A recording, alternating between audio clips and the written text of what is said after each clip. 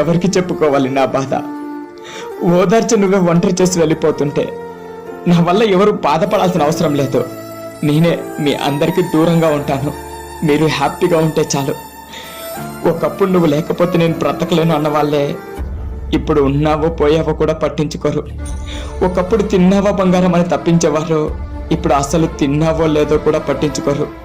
ఒకప్పుడు మన లైఫ్లోకి వచ్చి మన ప్రపంచం వాళ్ళైపోయిన వాళ్ళే ఇప్పుడు వాళ్ళు వేరే ప్రపంచంలో ఇంకొకరితో బిజీగా అయిపోయారు. నా జీవితం నిద్ర రావడం లేదు, చావు రావడం లేదు, ఏడుపు మాత్రం ఆగడం లేదు. నా చావు నేను చేస్తా, అంతేకాని మళ్ళీ నేను డిస్టర్బ్ చేయను. నువ్వు హ్యాపీగా ఉండు.